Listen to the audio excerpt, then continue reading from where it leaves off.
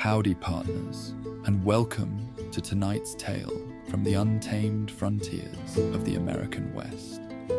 As the evening sun sets over distant mountains, we invite you to lay down your weary head and drift into the mysterious world of Red Dead Redemption. Each night, we'll share different tales from these wild lands, where outlaws and legends still roam free. And when our story ends, the gentle sounds of the frontier, crackling campfires, distant coyotes, rustling prairie grass, and the soft whisper of the wind will carry you into peaceful dreams beneath the star-filled western sky, with no advertisements to disturb your slumber. Now, saddle up, partner, and let's mosey on down to tonight's tale. The setting sun cast long fingers of golden light across the rolling plains as Arthur Morgan guided his horse along the winding trail that led toward the valley.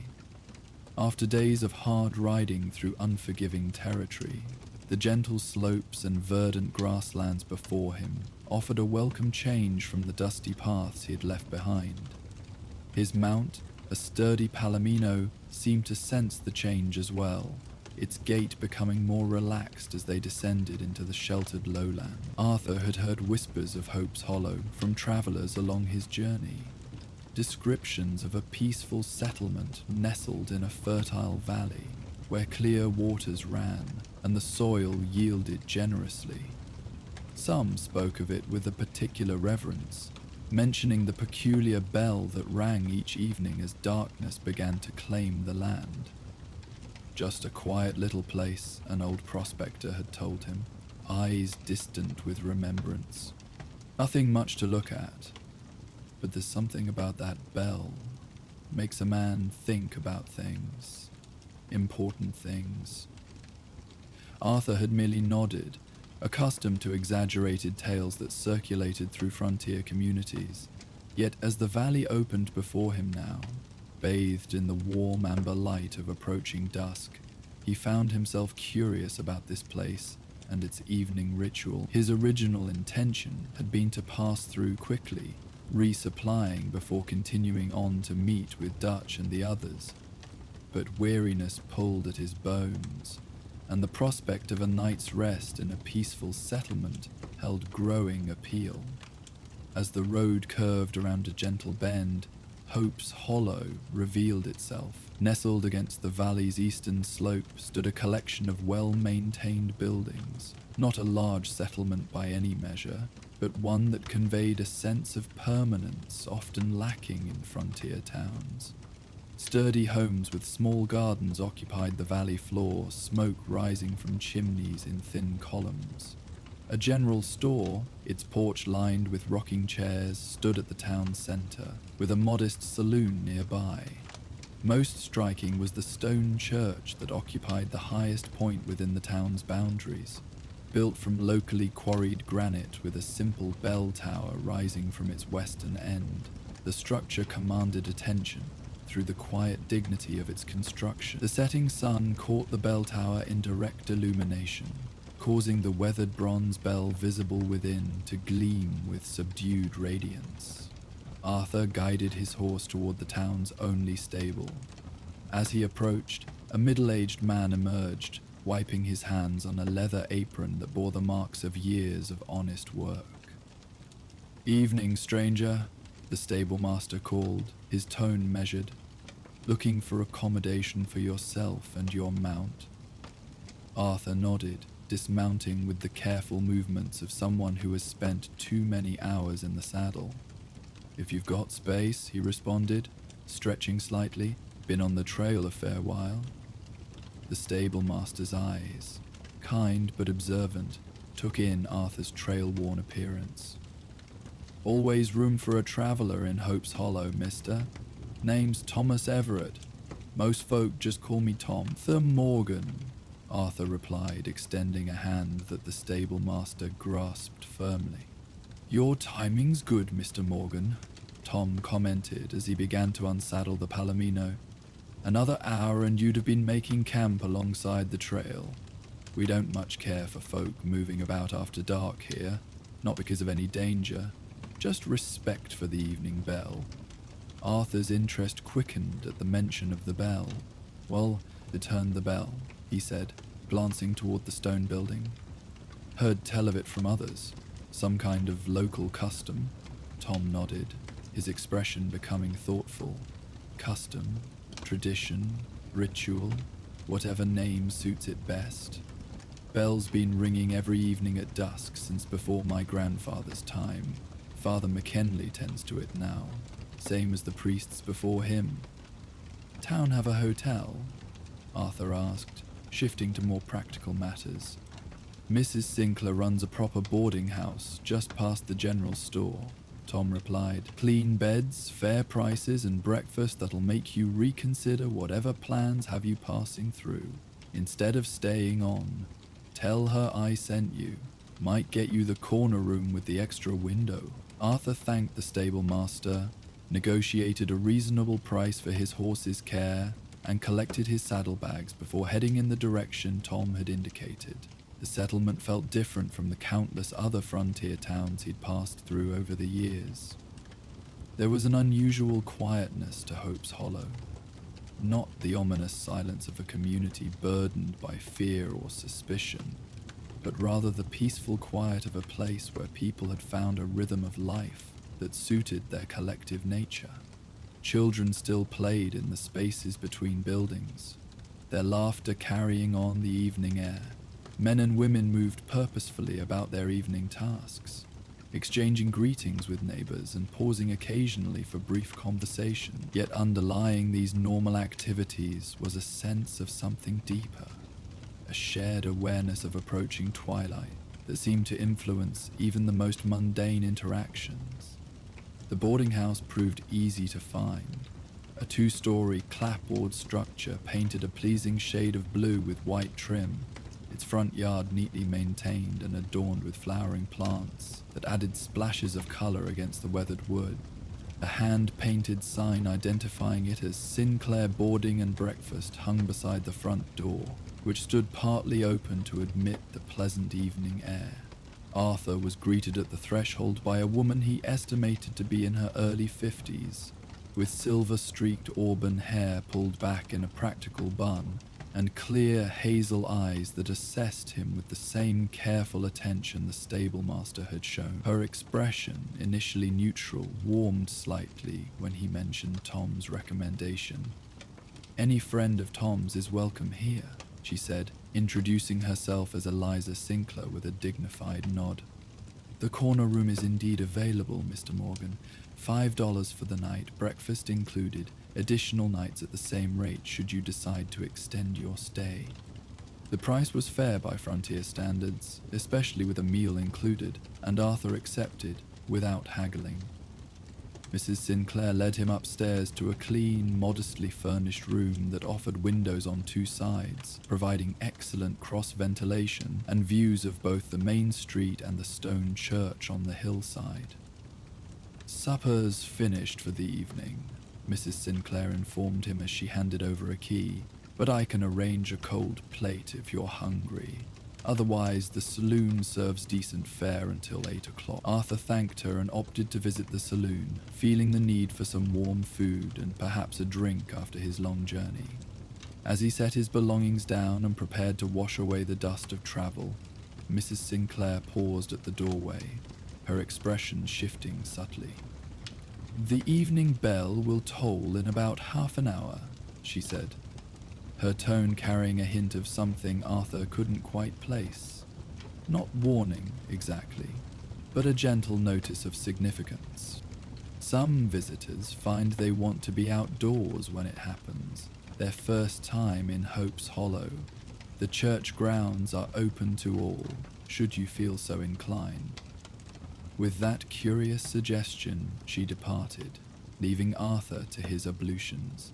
The cool water from the wash basin revitalized him somewhat, and clean clothes improved his spirits further. By the time he descended the stairs to head toward the saloon, the sun had sunk lower, its direct light now illuminating only the uppermost portion of the church bell tower.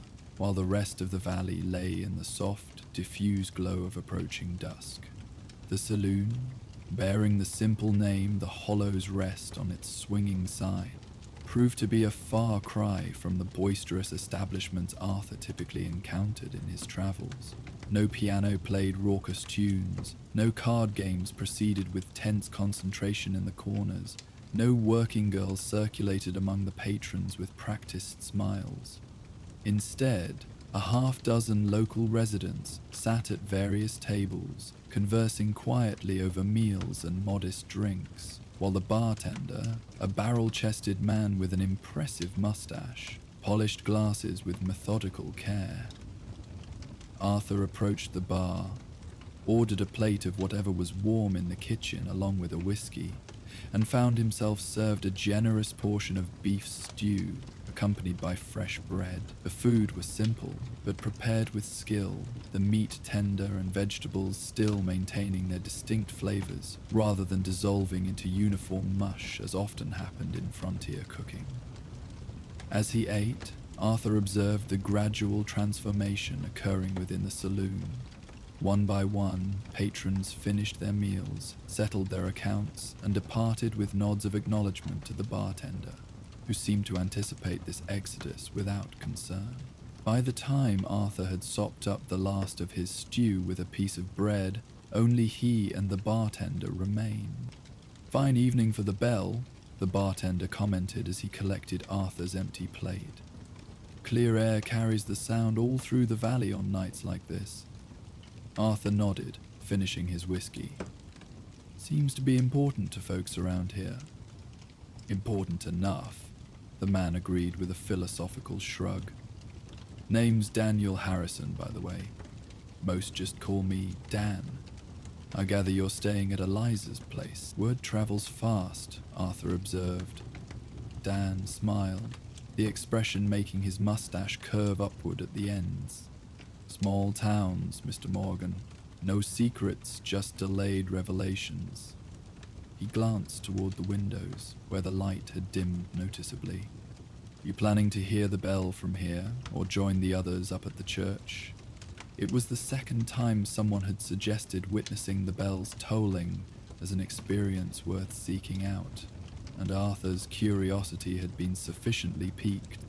"Think I might walk up that way," he decided, placing payment for his meal and drink on the counter. Dan nodded approval.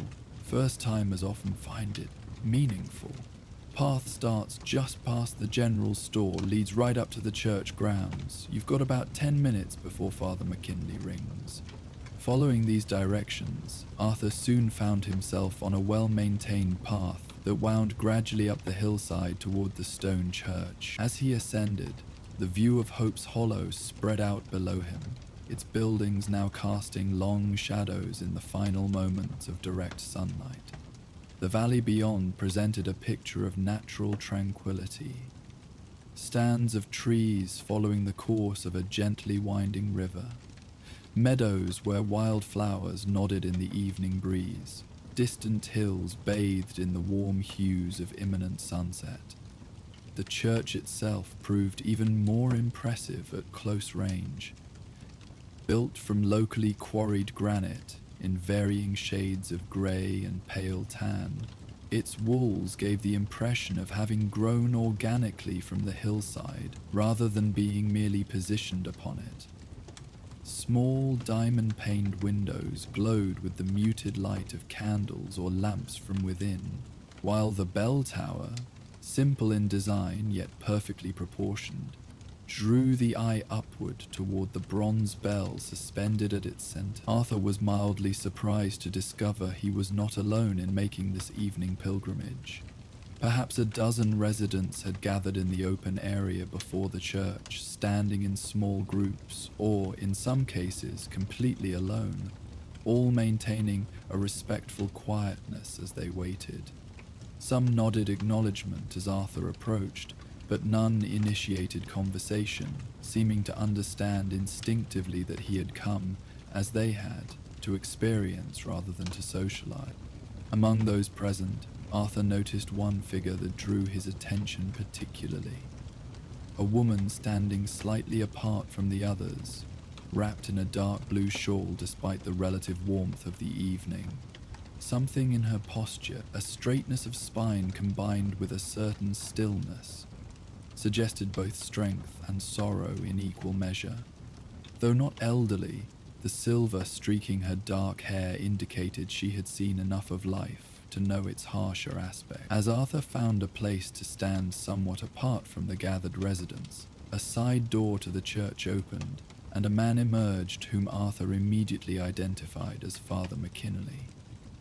Tall and lean, with the weathered features of someone who spent considerable time outdoors despite his clerical role, the priest moved with unhurried purpose toward the church's main entrance, pausing briefly to acknowledge the assembled observers with a gentle nod before disappearing inside. Moments later, as the last direct sunlight faded from the valley's western rim, leaving Hope's Hollow in the suspended illumination of deepening dusk, the bell began to toll. The sound emerged not as a sharp, commanding peal designed to assemble a congregation or mark time with authoritative precision, but rather as a gentle, resonant tone that seemed to expand outward in concentric circles like ripples on still water. The bell rang with deliberate slowness, 3 seconds between each toll by Arthur's estimate, with each note allowed to fulfill its complete resonance before the next began. The sound possessed a curious quality that Arthur had never encountered in church bells before, a warmth and richness that suggested age without deterioration, use without demand. As the tolling continued, Arthur became aware of subtle changes occurring both within himself and in the gathered community. The residents of Hope's Hollow had shifted their postures almost imperceptibly, some closing their eyes, others gazing toward the distant horizon where the sun's last light painted the sky in deepening shades of gold and crimson. A collective exhalation seemed to pass through the group with each toll, as if the bell's voice released something held within. Not tension exactly, but perhaps the accumulated weight of daily concern. Within his own awareness, Arthur noticed an unexpected quieting of the perpetual vigilance that had become second nature through years of outlaw life. The part of his mind that constantly evaluated surroundings for threats, escape routes, and opportunities seemed to recede, not through carelessness, but through a peculiar reassurance carried in the bell's voice. Each toll suggested continuation rather than ending, pattern rather than chaos, connection rather than isolation. Images and memories rose unbidden as the bell continued its measured speaking. Faces of those lost along the trail of his difficult life. Moments of connection severed by violence or circumstance. Opportunities for different paths not taken. Yet unlike his usual encounters with these painful recollections, these remembrances now seemed to exist within a larger context that somehow made them bearable. Threads in a tapestry rather than wounds that would never heal. Arthur became distantly aware that the woman in the blue shawl had moved slightly, positioning herself where she could observe both the bell tower and the distant horizon simultaneously. A single tear tracked down her cheek, catching the fading light, yet her expression conveyed not despair but a complex peace, acknowledgement of loss without being defined by it. The tolling continued for perhaps 5 minutes, though Arthur found his usual precise tracking of time had become fluid. When the final note sounded, it was allowed to resonate completely, diminishing naturally until only the memory of its voice remained in the evening air. The silence that followed felt not empty, but fulfilled, as if the bell's purpose had been not to break the quietness, but to give it voice and form. For several moments, no one moved or spoke. Then, gradually, the assembled residents began to disperse, some nodding farewell to neighbors, others departing in contemplative solitude. No one spoke above a whisper, as if to preserve something precious in the atmosphere that the bell had created. As Arthur prepared to make his own way back down the path toward the boarding house, he noticed Father McKinley emerging once more from the church. The priest paused, observing the departing congregation with an expression of quiet satisfaction before his gaze settled on Arthur with gentle inquiry. "First time hearing our bell, I gather," the priest said as he approached, his voice pitched low to match the hushed atmosphere that still prevailed. "I'm Father Thomas McKinley. Welcome to Hope's Hollow, Mr. Morgan," Arthur supplied. "Arthur Morgan. And yes, first time. Been told about it on the trail, but hearing's different than hearing about." Father McKinley nodded, understanding evident in his weathered features. "Most find it so. The bell speaks differently to each person, yet somehow manages to say what's most needed." He gestured toward a simple wooden bench positioned near the church entrance. "Care to sit a while? No obligation to talk about what you heard in its voice, or to talk at all for that matter, but company can be welcome after certain kinds of solitude." Something in the priest's manner, neither prying nor dismissive, simply present and attentive, appealed to Arthur, and he found himself accepting the invitation despite his usual wariness around religious figures, whose judgment he had often felt throughout his complicated life. They sat in companionable silence for several minutes, watching as the last residents departed and twilight deepened toward true night. The valley below had transformed, windows now glowing with lamplight, while the spaces between buildings surrendered to growing darkness. Above, the first stars had begun to appear, pinpricks of ancient light against the deepening blue of the eastern sky. "Been the bell ring along?" Arthur finally asked, genuinely curious about this man and his unusual ministry. Father McKinley smiled slightly. 12 years now. Inherited the responsibility from Father Marshall before me, who rang for 31 years. And he from Father Callahan before him. The succession stretches back to when the town was founded, though records from the earliest days are..." He made a small gesture that suggested historical uncertainties, less than complete. "Seems more than just marking the day's end," Arthur observed. The priest nodded, appreciating the perception. "Much more, though the original purpose has acquired layers of meaning over generations." He turned slightly on the bench, studying Arthur with kind but penetrating attention. "How much have you heard about our bell's history, Mr. Morgan?" "Just that it rings every evening. Some mentioned it has to do with guiding souls.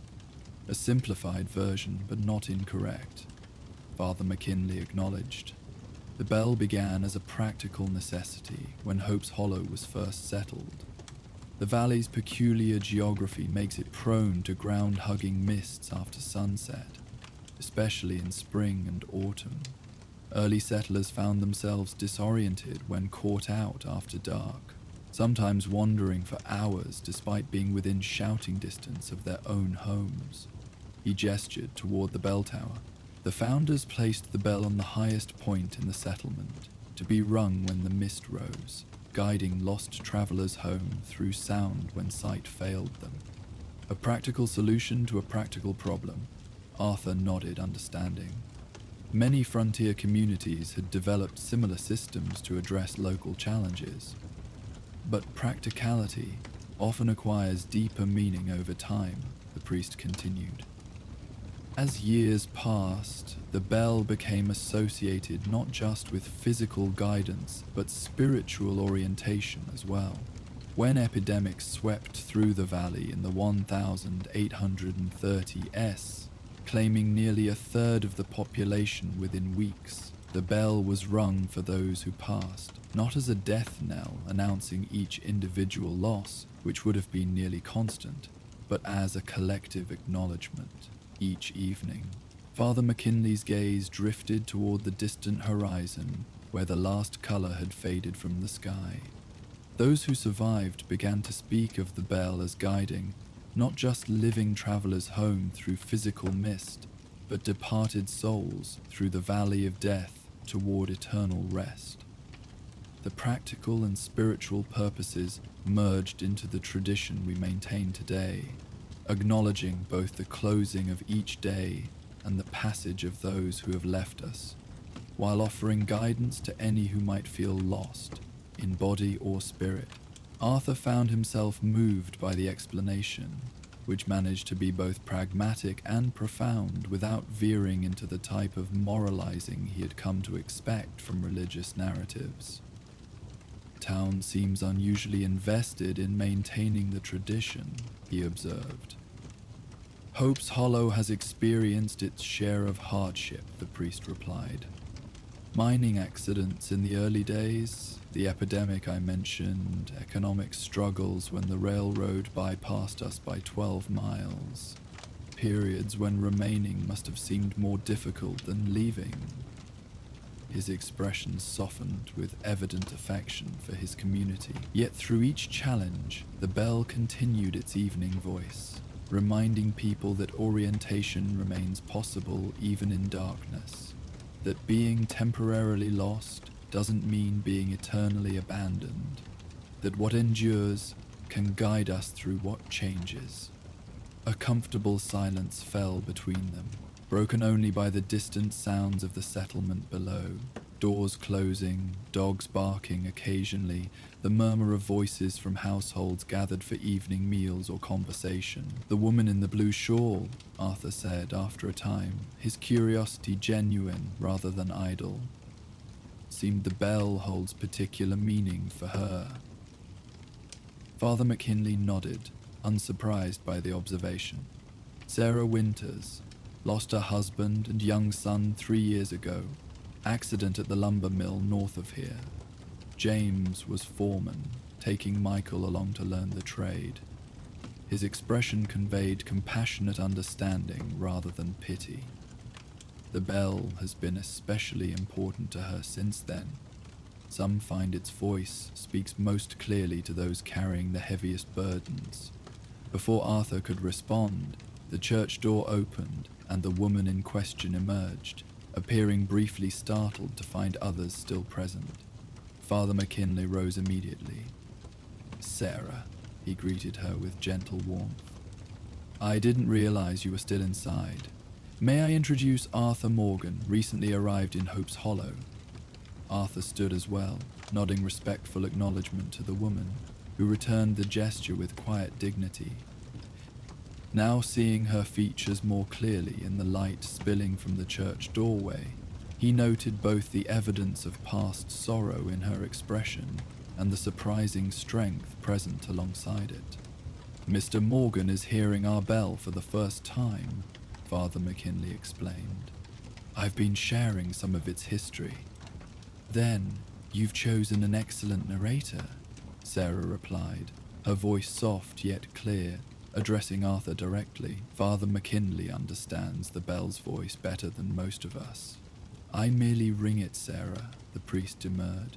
"The understanding comes from many sources." A small smile touched Sarah's lips, brief but genuine. "Including those who listen most carefully." She adjusted her shawl slightly against the cooling evening air. "I should be getting home. A pleasure to meet you, Mr. Morgan.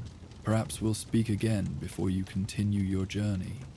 With a nod to both men, she departed, moving down the path with unhurried grace that suggested someone who had learned to carry significant weight without being bent by it. "I believe I'll follow Sarah's example," Father McKinley said after she had moved beyond easy hearing distance. "Evening duties still await. You're welcome to remain as long as you wish, Mr. Morgan. The church itself is open through the night, should you desire quieter reflection." Arthur thanked the priest, though he had no immediate intention of entering the church. As Father McKinley turned to go, however, Arthur found himself asking one more question. "The bell's sound. It's different somehow. Can't quite place how." The priest paused, a subtle satisfaction in his expression suggesting Arthur had noticed something significant. Very perceptive. Most bells of this age and provenance are cast primarily from bronze, typically about 78% copper to 22% tin, with perhaps minimal amounts of other metals added for specific tonal qualities. He glanced toward the bell tower, visible now only as a darker shape against the night sky. Our bell, however, contains silver, a considerable amount according to the town records. Nearly 8% of its total composition, replacing a portion of the traditional copper content. Silver, Arthur repeated, surprised. In a frontier community where practical needs often outweighed aesthetic considerations, such use of precious metals seemed unusual. Seems an extravagance for a settlement this size, especially in earlier days. It would indeed, Father McKinley agreed, had it been purchased that way. But our bell wasn't commissioned or bought. It was given, brought here by the town's founder, Jonathan Hope, who arrived with little beyond the clothes on his back, basic supplies, and this bell strapped to his wagon. The priest's expression suggested appreciation for the historical paradox. Town records indicate he never explained where it came from or why he considered it essential to a settlement that didn't yet exist. Simply insisted it be mounted in the first permanent structure built, which became this church. When asked about the cost or value, he reportedly said only that some debts can only be paid forward, never back. With that intriguing historical note, Father McKinley bid Arthur good evening and disappeared into the church, leaving him alone on the hillside with a view of Hope's Hollow now fully embraced by night, its windows glowing with warm invitation against the darkness. Arthur remained a while longer, allowing the day's experiences to settle within him. The bell's toll had affected him more deeply than he had anticipated, stirring memories and emotions long suppressed beneath the demanding practicalities of his outlaw existence. Names and faces rose in his awareness, those lost along the difficult trail of his life, connections severed by violence or circumstance, moments when different choices might have led toward different destinations. Yet unlike his usual encounters with these painful recollections, which typically arrived accompanied by sharp regret or defensive anger, tonight they seemed to exist within a larger context. The bell's voice had somehow suggested continuation rather than ending, connection rather than severance, significance rather than futility, not erasing the pain of loss or poor choices, but perhaps offering a frame that made them bearable, pieces of a larger pattern rather than isolated failures. As he finally made his way down the path toward the boarding house, Arthur found himself wondering if he might extend his stay in Hope's Hollow beyond the single night he had initially planned. The obligation to rejoin Dutch and the others remained, of course, responsibilities that couldn't be abandoned, regardless of personal inclination. Yet perhaps a day or two in this unusual settlement might provide something he hadn't realized he needed until the bell's voice had revealed its absence. Mrs. Sinclair was seated in the parlor when Arthur entered the boarding house, her hands occupied with mending while a small fire provided warmth against the growing coolness of the spring evening. She looked up at his entrance, her expression revealing no surprise at his extended absence. "Tea?" she offered, indicating a pot on the small table beside her chair. "Just brewed fresh," Arthur accepted with a nod of thanks, finding himself uncharacteristically receptive to such ordinary social interaction after the evening's more profound experience. As Mrs. Sinclair poured, he noticed a small framed daguerreotype on the mantelpiece, a formal portrait of a man in Union Army uniform, his serious expression softened slightly by kind eyes that resembled Mrs. Sinclair's own. Following his gaze, she smiled slightly. "My William, 18 years gone now, though there are still moments when I expect to hear his footsteps on the porch." Arthur nodded understanding, accepting the cup she offered. "The bell helps," he observed, rather than asked, making connection to what he had learned from Father McKinley. "Very much," Mrs. Sinclair confirmed, resuming her mending with practiced hands. "Not by diminishing what's lost, but by placing it within something larger. The sound itself, of course. There's nothing quite like Silver's voice in bronze, but also the ritual of it, the community gathered in acknowledgement that none of us walks entirely alone through grief." Arthur sipped his tea, finding it prepared with the same care evident in everything he had encountered in Mrs. Sinclair's establishment. "Father McKinley mentioned the silver content," he said. "Unusual choice for a church bell.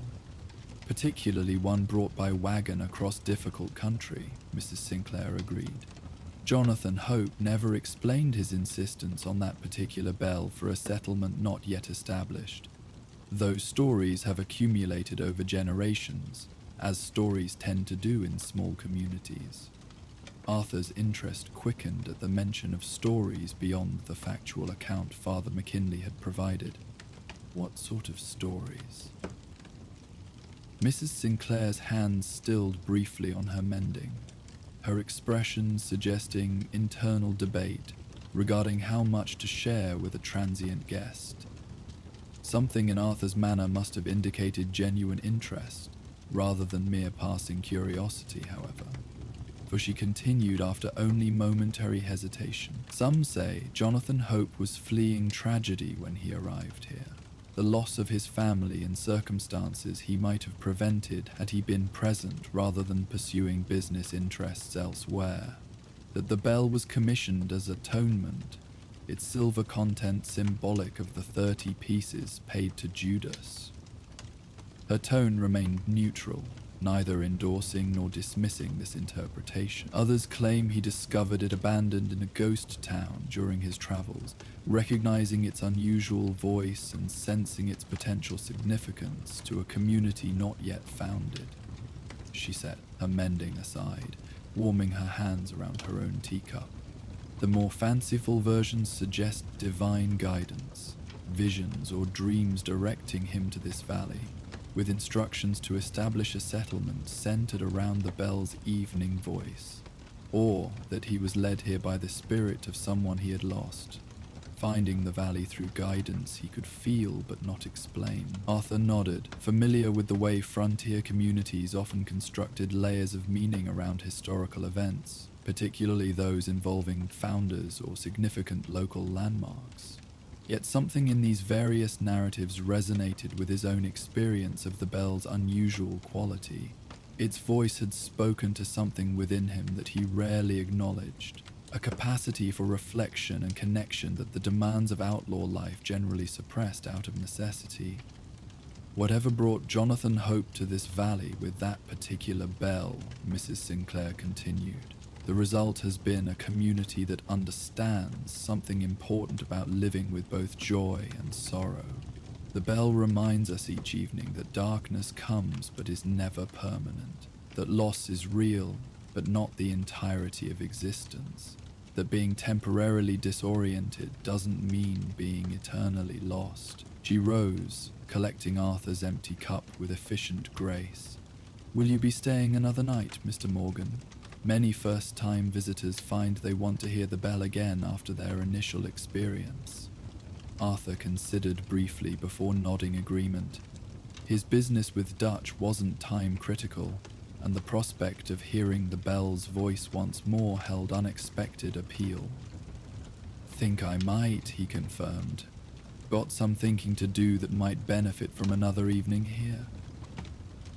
Mrs. Sinclair accepted this decision with a small smile that suggested understanding beyond his simple statement.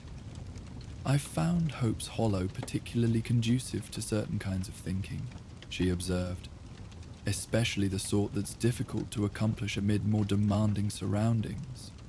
With that knowing comment, she wished him good night and departed toward her own quarters at the rear of the house, leaving Arthur to make his way upstairs to the corner room where his few possessions waited.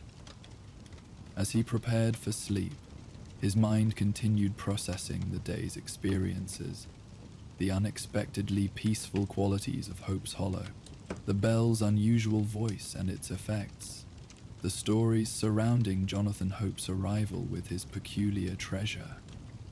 Sleep, when it came, brought dreams unlike Arthur's usual restless visions of pursuit or confrontation. Instead, he found himself walking through misty terrain where landmarks appeared and disappeared without warning, yet without causing the anxiety such disorientation would normally produce. Throughout the dream, a sound guided him. Not the bell exactly, but something that carried its resonant quality, suggesting direction without demanding compliance, offering orientation while preserving choice. He woke at dawn feeling unusually rested, the dream's peaceful quality lingering as he dressed and made his way downstairs to the dining room where Mrs. Sinclair had prepared breakfast for her guests. The meal proved as excellent as Tom had suggested the previous evening. Fresh bread, preserves made from local berries, eggs prepared to each guest's preference, and coffee strong enough to cut through any remaining morning fogginess. As he ate, Arthur considered how to spend the day before evening brought the bell's toll once more. Part of him felt an uncharacteristic inclination towards simple rest, perhaps finding a spot along the river to sketch the valley's scenery in the small journal he carried, or even engaging in ordinary conversation with townspeople without the usual purpose of gathering useful information or identifying potential marks.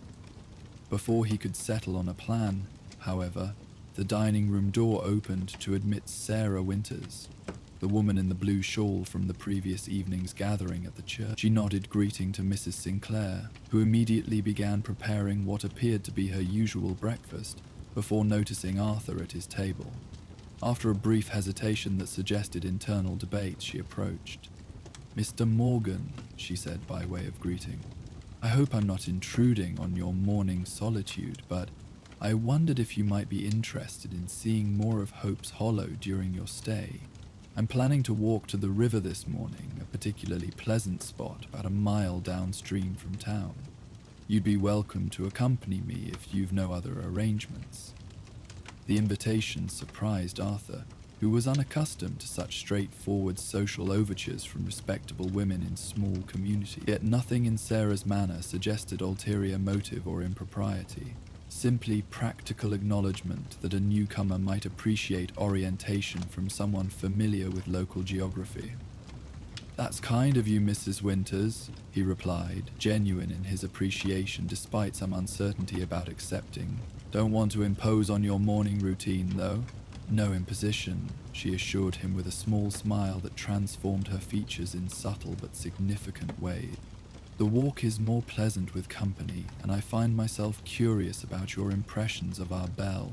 First experiences often reveal aspects those of us who hear it daily might overlook."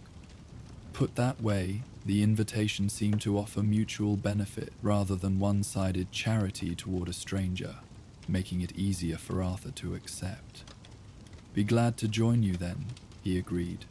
"Just need to finish breakfast and collect my hat." They departed the boarding house half an hour later, Sarah leading the way along a well-maintained path that curved away from the main settlement toward the river, visible as a silvery ribbon in the near distance. The morning had dawned clear and pleasant, with spring wildflowers dotting the meadows through which they walked, and birdsong providing natural accompaniment to their progress. Sarah proved to be companionable without being demanding, allowing comfortable silences to develop naturally between brief observations about the landscape or points of local interest they passed.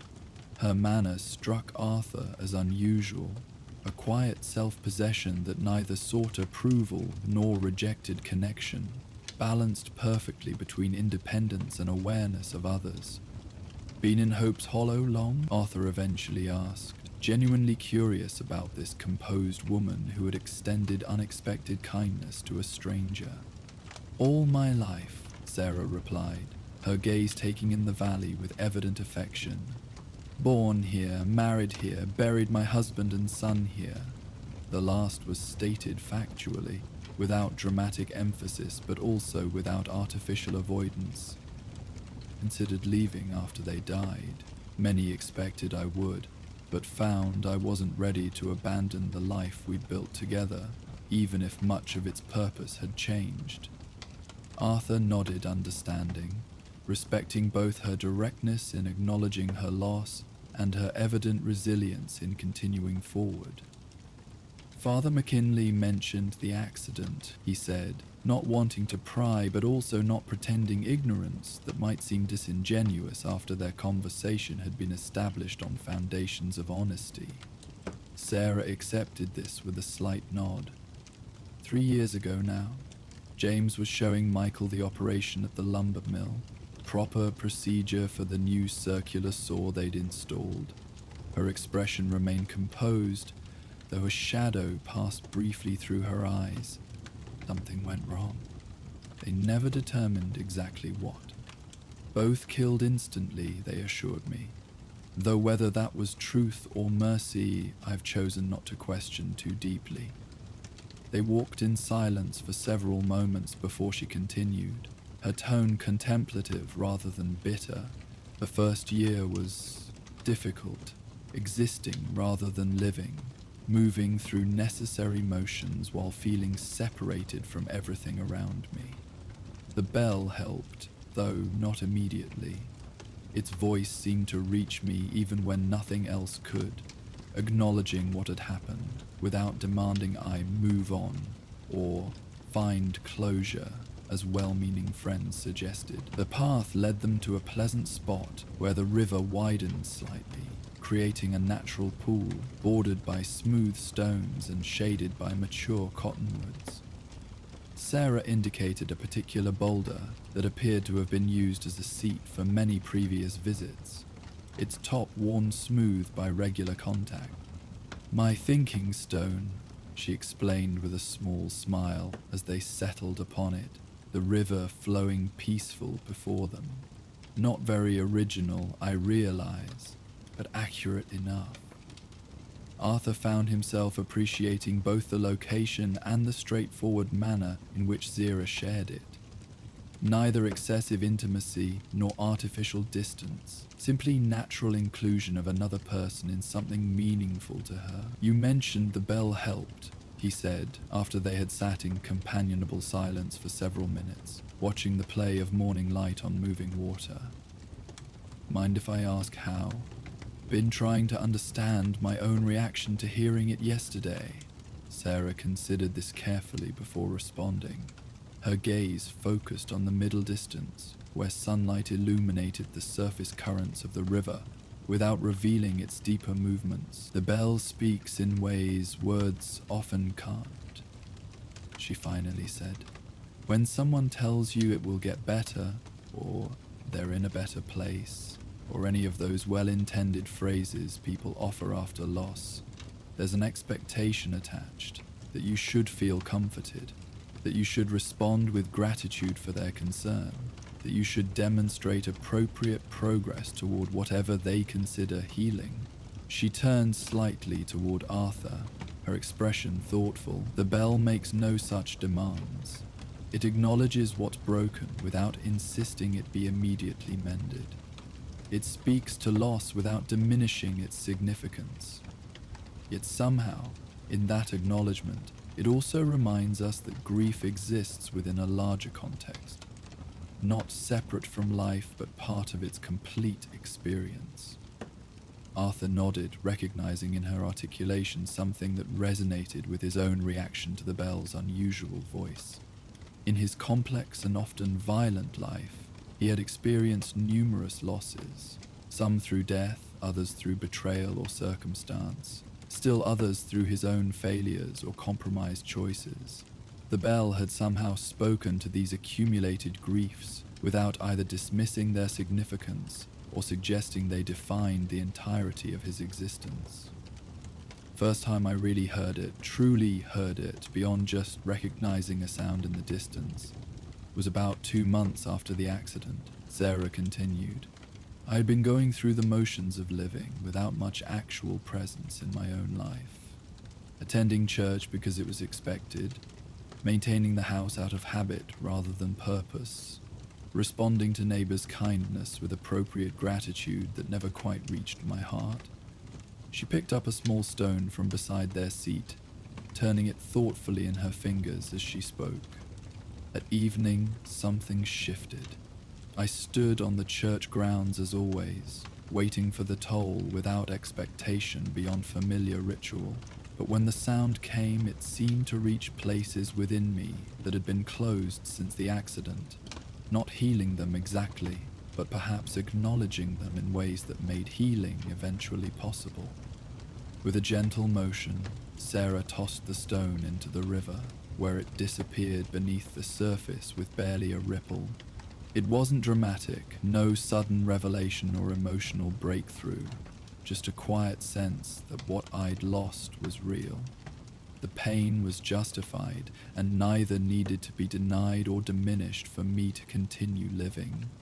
The bell's voice somehow gave permission for both grief and continuation to exist simultaneously. This perspective struck Arthur as profoundly wise, neither sentimental nor cynical, but honestly acknowledging the complexities of human experience without attempting to reduce them to simple formulas or expected progressions. It matched something he had sensed in the bell's voice, but hadn't fully articulated even to himself. I found myself remembering people, he admitted, more forthcoming than was typical for him with relative strangers. Faces, names from years back, losses along the way. Sarah nodded, understanding. The bell often brings specific memories, not always the ones we might expect or choose. Sometimes difficult recollections we've tried to forget, other times moments of connection we hadn't recognized as significant until remembering them later. They sat in comfortable silence for a time, each absorbed in private thoughts while sharing the peaceful setting. Birds moved among the cottonwoods, occasionally swooping low over the water to catch insects, while the river continued its unhurried journey through the valley. "Will you stay for tonight's ringing?" Sarah eventually asked, her tone conversational rather than pressing. Arthur nodded, having made this decision during their discussion. "Plan to. Something about that sound. Feels like it might have more to say, that it usually does," she agreed with a small smile. "Even after years of listening, I find new layers in its voice. Perhaps that's the silver Father McKinley mentions, giving depth that ordinary bronze alone might lack." They remained by the river for another hour, conversation flowing naturally between topics both profound and mundane. Arthur found himself sharing carefully edited stories from his travels, humorous encounters, beautiful landscapes, unusual characters met along the trail, while Sarah spoke of Hope's Hollow's seasonal rhythms, local traditions beyond the evening bell, and her work creating herbal medicines from plants she gathered throughout the valley. By the time they started back toward town, Arthur felt an ease of spirit he hadn't experienced in longer than he could readily recall. Something about Sarah's balanced perspective, acknowledging life's genuine hardships without surrendering to bitterness or despair, resonated with needs he hadn't recognized within himself until this unexpected encounter had revealed them. The remainder of the day passed pleasantly as Arthur explored more of Hope's Hollow at his own pace. The general store offered basic supplies and a few unexpected luxuries, including excellent tobacco that the proprietor proudly identified as locally grown and cured. The blacksmith proved to be Tom Everett's brother-in-law, a skilled craftsman whose forge produced tools and hardware of exceptional quality for a frontier settlement of this size. Throughout these casual investigations, Arthur noticed consistent themes in how Hope's Hollow's residents spoke of their community. Pride without arrogance, acknowledgement of challenges alongside appreciation for unique qualities, and frequent references to the bell as central to collective identity, not with superstitious reverence or religious fervor, but with practical recognition of how its evening voice had shaped their shared experience across generations. As evening approached, Arthur joined others making their way toward the church grounds for the bell's nightly toll. The gathering proved larger than the previous evening, perhaps 20 residents rather than a dozen, yet maintained the same atmosphere of quiet anticipation and respectful acknowledgement of shared ritual.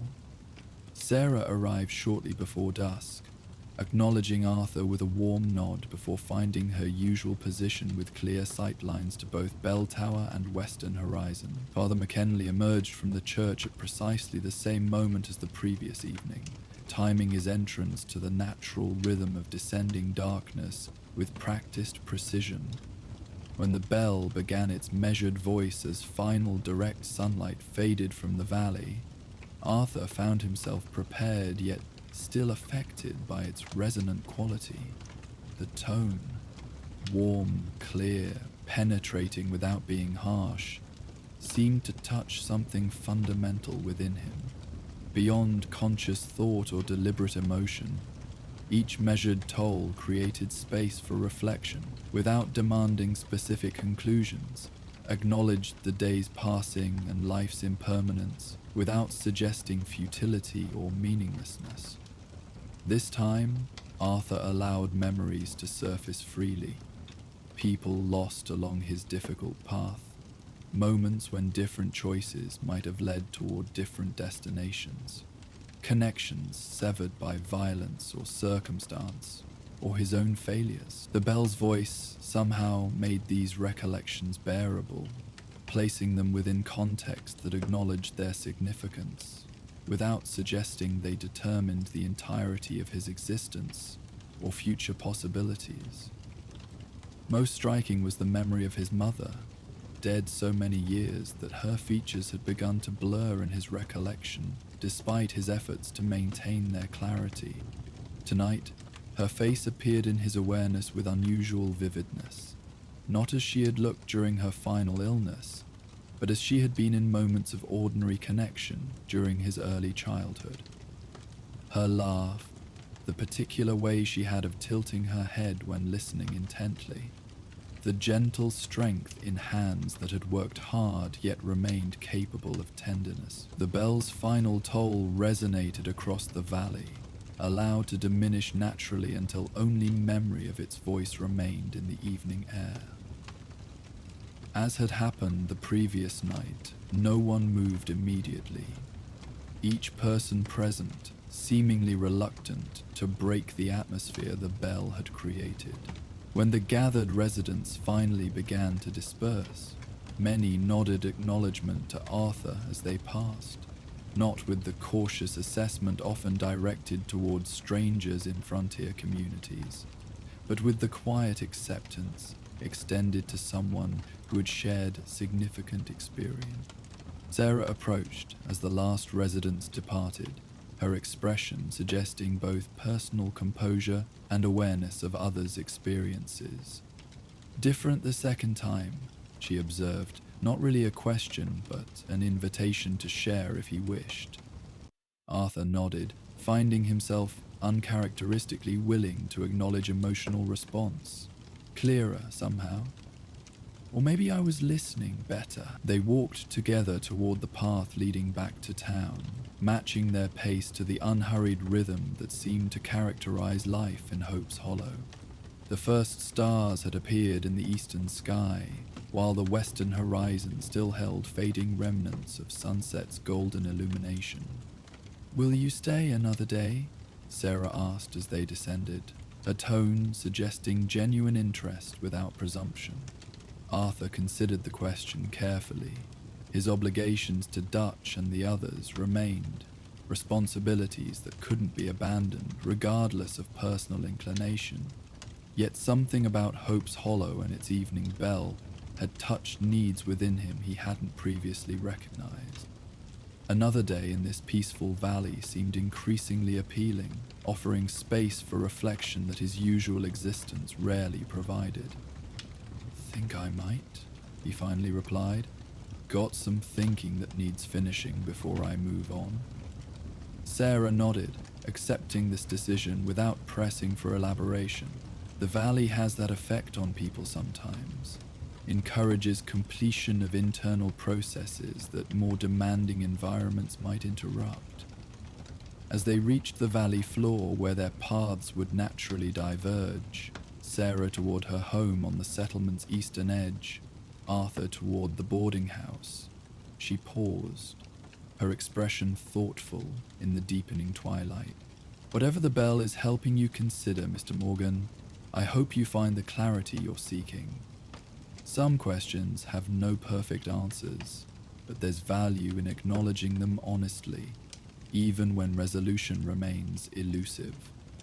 With that insightful observation, she bid him good evening and continued on her way, leaving Arthur to reflect on how accurately she had identified his internal state without invasive questioning. The bell's voice had indeed stirred questions within him, about paths taken and alternatives foregone, about the possibility of different futures despite a complicated past, about what remained possible even after significant failure and loss.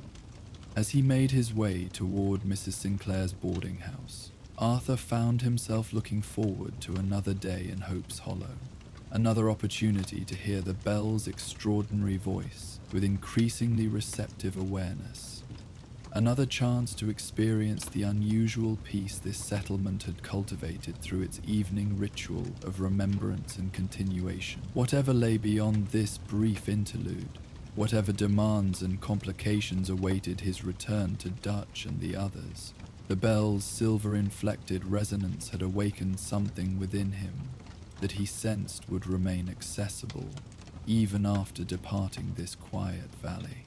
Not answers exactly, but perhaps a different way of holding the questions that defined his complicated existence, acknowledging their weight without being defined exclusively by their gravity, recognizing losses without surrendering to futility, accepting limitations while remaining open to unexpected possibilities. The quiet bell of Hope's Hollow would continue its nightly ritual long after he had ridden beyond the valley's protective embrace. Yet its voice would echo within his awareness, offering orientation when other landmarks failed and paths forward seemed obscured by circumstances beyond his control. A silver-voiced reminder that even in darkness, direction remained possible for those willing to listen carefully for guidance. As Arthur Morgan rode away from Hope's Hollow, the silver-toned bell's final echoes seemed to follow him through the valley. Its resonance had touched something deep within him, a reminder that even among life's hardships, moments of peace and reflection were possible. With each mile that carried him farther from the settlement, he found himself grateful for the unexpected respite and the gentle wisdom he'd found there. The trail gradually ascended from the sheltered valley into more rugged terrain. Dark clouds gathered on the horizon, promising an evening storm as Arthur guided his horse along an increasingly narrow path. The land was changing, the open plains and gentle hills giving way to steeper slopes and scattered stands of pine trees that grew more numerous as he climbed higher into the mountains. A cool wind began to rise, carrying with it a distinct scent that Arthur recognized immediately. The sharp, clean fragrance of pine mingled with the earthy richness of forest soil and the crisp purity of mountain air. This mixture of scents spoke of elevation, of places where the air grew thin and the stars seemed closer at night. As the sun began its descent toward the western horizon, Arthur realized he would need to find shelter before darkness fell completely. The storm clouds were moving closer, and he had no desire to be caught in the open when they finally broke. Just as this thought crossed his mind, he spotted a weathered wooden sign half hidden among the trees beside the trail. Bluebird Ridge, 2 miles. The name stirred a distant memory. He'd heard tales of Bluebird Ridge during his travels. Whispers of a place high in the mountains where the pines grew tall and spoke with voices older than the land itself. Most dismissed such stories as frontier fancy, the kind of legends that flourished in isolated places, yet something in those tales had always intrigued him. Arthur clicked his tongue, urging his horse forward along the trail that would lead them to Bluebird Ridge. As they climbed higher, the pines grew more numerous and taller, their branches swaying gently in the strengthening wind. And in that swaying, in the rustling of countless needles against each other, there seemed to be a voice, or perhaps many voices, speaking together in a language just beyond human understanding. The western sky glowed with amber and gold as Thomas Morgan guided his horse along the winding trail to Bluebird Ridge. At 45, Thomas had spent most of his life wandering the territories, never settling in one place for long. The weathered lines on his face told stories of years under harsh sun and driving rain, while his hands bore the marks of work ranging from cattle driving to gold prospecting. Despite the hardships, there was a certain peace in his expression, the look of a man who had made his peace with solitude. His dappled grey mare Whisper picked her way carefully up the steep path. He patted her neck as they rounded a bend, revealing the first view of the vast pine forest blanketing the valley below. "There it is, old girl," he murmured. "Bluebird Ridge." The ridge rose like the backbone of some ancient creature, offering unparalleled views of the surrounding territory. But it wasn't the vista that had drawn Thomas to this remote location. It was the stories he'd heard in Manzanita Post, tales told in hushed tones over whiskey in the trading post's saloon. "The pines whisper up there," an old trapper had told him. "Not like ordinary trees in the wind. Something different, something older." Thomas had heard similar stories throughout his travels, tales of mysterious phenomena that often amounted to nothing more than misinterpreted natural occurrences. Yet something in the old trapper's tone caught his attention. There had been no fear in the man's voice, only reverent wonder as he described the whispers as a balm for troubled spirits. After so many years of wandering, Thomas recognized in himself a weariness that went beyond physical fatigue. Perhaps that explained why he had found himself asking about the location of this ridge and the best route to reach it. As the trail leveled onto a small plateau near the ridge's summit, Thomas dismounted, his knees protesting slightly. The air was noticeably different, cooler given the elevation, but also infused with the sharp scent of pine resin and rich earth. He led Whisper to a clearing where patches of grass promised adequate grazing, removed her saddle, and set about making camp before darkness fell. The routine of wilderness camping had become second nature over decades of solitary travel. He gathered wood for a small fire, arranged his bedroll, and prepared a modest meal of beans and jerky. As darkness settled, he found himself increasingly aware of the sounds around him, or rather the peculiar quality of the near silence that enveloped the ridge. Most wilderness areas had their nocturnal symphonies, night birds, small animals in underbrush, the chorus of insects. Bluebird Ridge offered these familiar sounds, but underlying them was something else. A sound so subtle it seemed to exist at the very threshold of hearing, not quite wind through branches, though the occasional breeze did stir the pine boughs. This was something more deliberate, more purposeful. Thomas sat beside his small fire, coffee mug warming his hands against the chill of the autumn night, and simply listened. The whispers seemed to emanate from the pine forest that spread below like a dark sea. They ebbed and flowed with a cadence that reminded him of conversation, though no distinguishable words emerged. Hear it too, do you? Thomas asked as Whisper raised her head, ears pricked toward the forest. The mare nickered softly, apparently undisturbed by the mysterious sounds despite her usual wariness. Her calm acceptance reassured Thomas more than any rational explanation might have. As the fire burned down to embers, Thomas remained seated, mesmerized by the subtle voices. They had a soothing quality that seemed to soften the vigilance he had developed through decades on the frontier. He found himself reflecting on the long path that had brought him to this ridge. He thought of the family he had left behind in Missouri after the war, too restless to return to farming. He remembered cattle drives in Texas, mining camps in Colorado, lumber operations in the Northern Territories. Faces emerged from memory, trail companions, temporary employers, women whose warmth had briefly alleviated his solitude before the road called him onward again. So many connections formed and relinquished, so many potential routes left deliberately unplanted. The whispers seemed to respond to these reflections, their rhythm shifting as if acknowledging his thoughts. Thomas found himself breathing more deeply, his shoulders relaxing from their habitual tension. The persistent ache in his knee, legacy of a fall years earlier, seemed to diminish as warmth spread through his limbs despite the cool night air.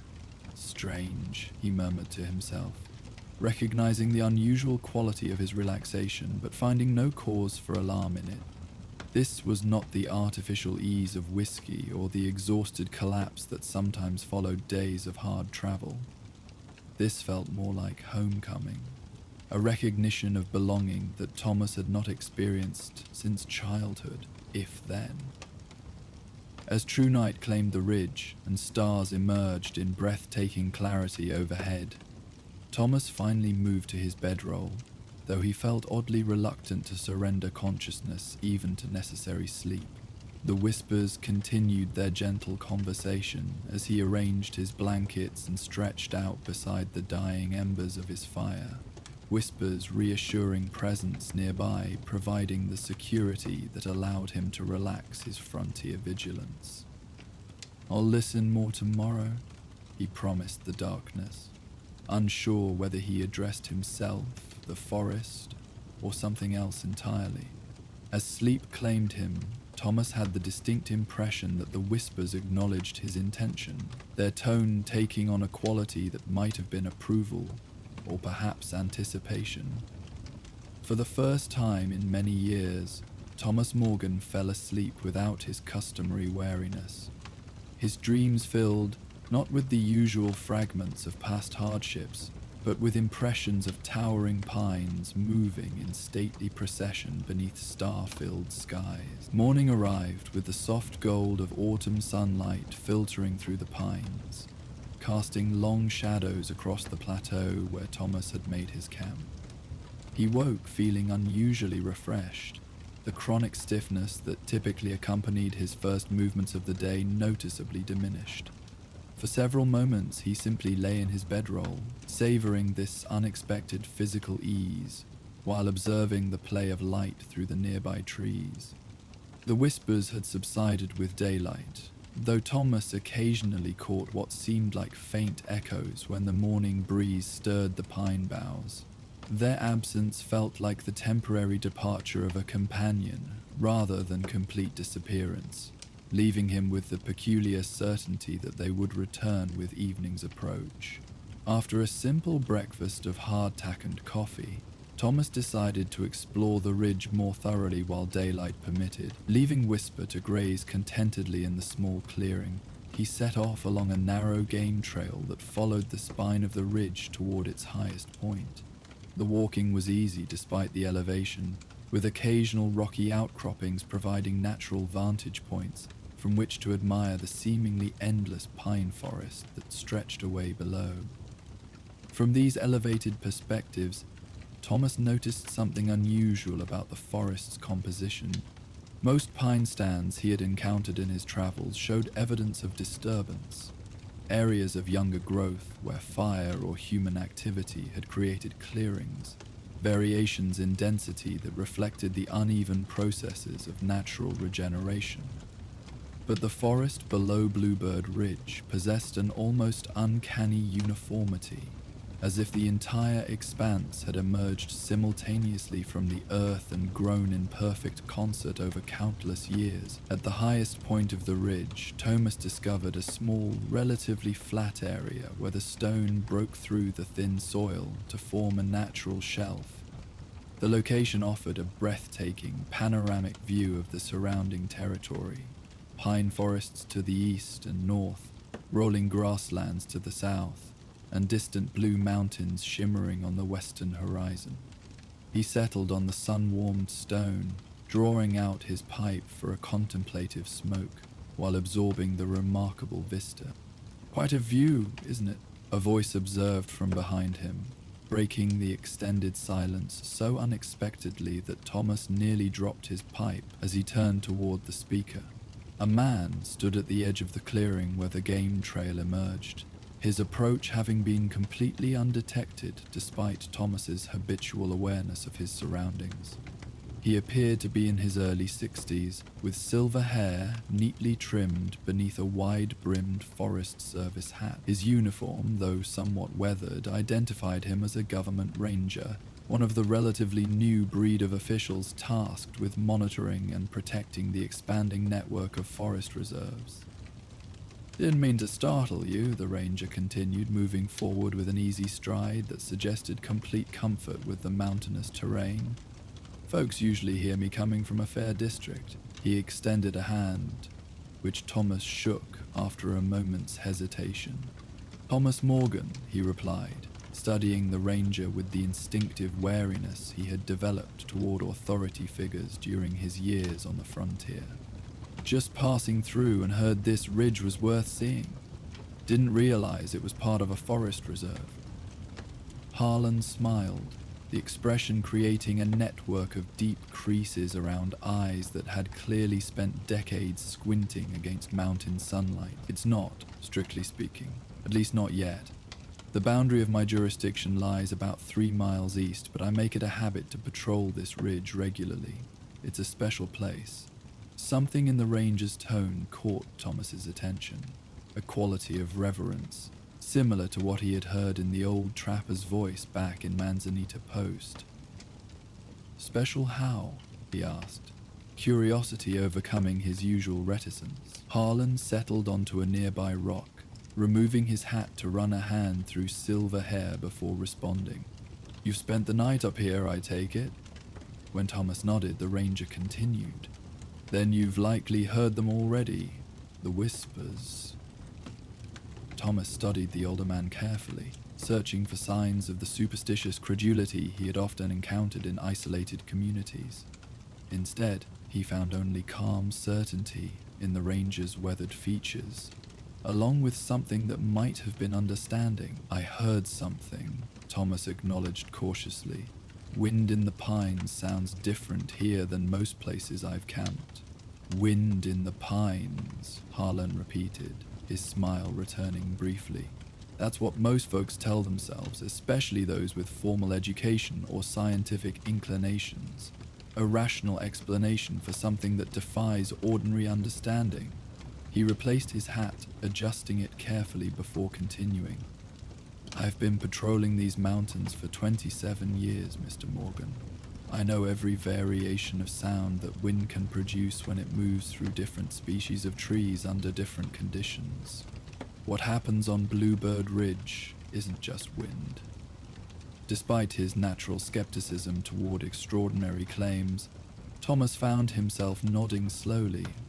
"They seemed responsive," he admitted, feeling strangely relieved to articulate the impression that had formed during his night on the ridge, almost like they were acknowledging my thoughts.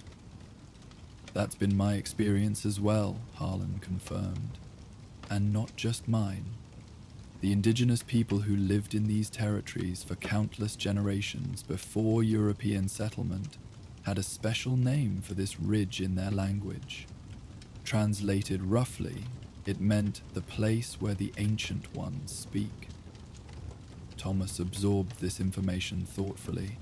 tamping down his still smoldering pipe before stowing it in his pocket.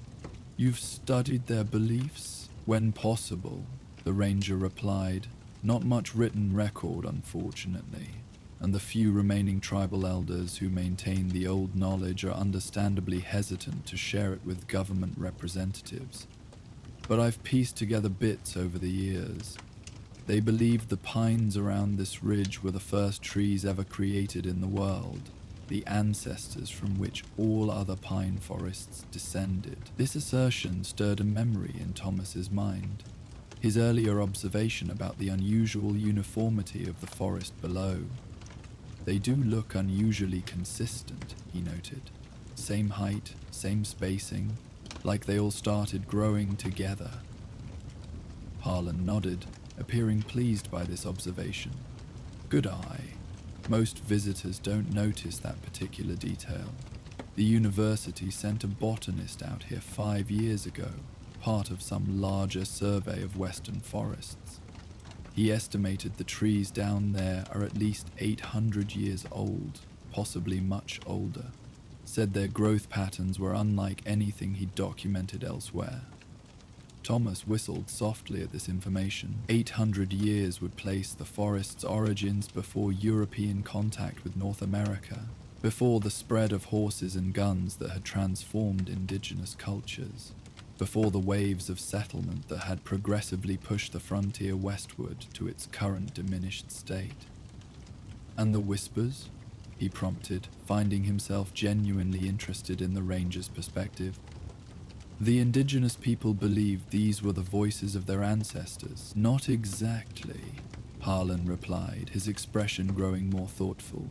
"From what I've gathered, they believed the whispers were the voices of the trees themselves, or rather the ancient spirits that inhabit them. Not human ancestors, but something older and more fundamental. The awareness of the earth itself, you might say, speaking through its most enduring children." Such concepts would have struck Thomas as absurd superstition if recounted in a crowded saloon or around a trail campfire. Yet here, seated on this sun-warmed stone with the vast uniform pine forest stretching away below, the ranger's words carried a compelling resonance. He found himself recalling the peculiar sense of homecoming he had experienced the previous evening, the unusual quality of his sleep, the diminished pain in his troublesome knee upon waking.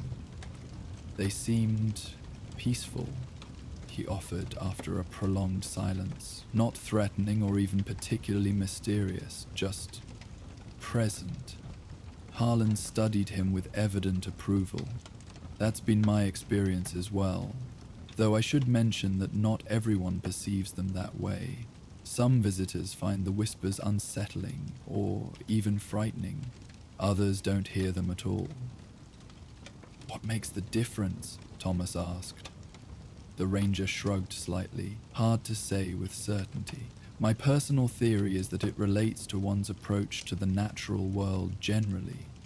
Those who see wilderness primarily as resource to be exploited or obstacle to be conquered tend to either miss the whispers entirely or find them disturbing. Those who recognize themselves as part of nature rather than separate from it seem more likely to hear the voices, as you did, as peaceful presence rather than alien intrusion." This perspective aligned with Thomas's own observations throughout his years of wilderness travel. He had encountered plenty of men who viewed the frontier landscape solely in terms of potential profit. Trees to be harvested, land to be claimed, minerals to be extracted. Such men frequently displayed a curious blindness to the inherent beauty and wonder of the very wilderness from which they sought to wrest wealth. "There's a woman who lives in a small cabin about 2 miles down the eastern slope," Harlan continued, gesturing toward a section of the forest below. "Martha Hargrove. Widowed during the war, moved out here alone about 15 years ago. She understands the whispers better than anyone I've met. Spends hours listening to them, especially around dusk and dawn." "She lives that close? Alone?" Thomas asked, somewhat surprised that anyone would choose such isolation. particularly a woman of presumably advanced years. By choice, not necessity, the ranger clarified. Her daughter and son-in-law have a successful ranch in the valley beyond those hills. They've invited her to live with them many times, but Martha says the whispers help her make sense of her life in ways that ordinary human conversation never could. She comes down to visit them every few weeks, but always returns to her cabin before nightfall. Thomas nodded slowly, finding something admirable in this unknown woman's commitment to a solitary existence that clearly provided her with profound satisfaction. Had he not spent decades maintaining his own deliberate distance from sustained human connection? Worth paying her a visit if you're planning to stay another day or two, Harlan suggested, rising from his seat with the careful movements of a man well acquainted with the occasional treacheries of aging joints. She doesn't get many visitors willing to listen to her perspectives on the whispers. Might appreciate a fresh audience. I might do that, Thomas replied, though he hadn't consciously decided to extend his stay on the ridge until that moment. Where exactly is her cabin? The ranger provided detailed directions, pointing out several landmarks visible from their elevated position that would guide Thomas to Martha Hargrove's isolated dwelling.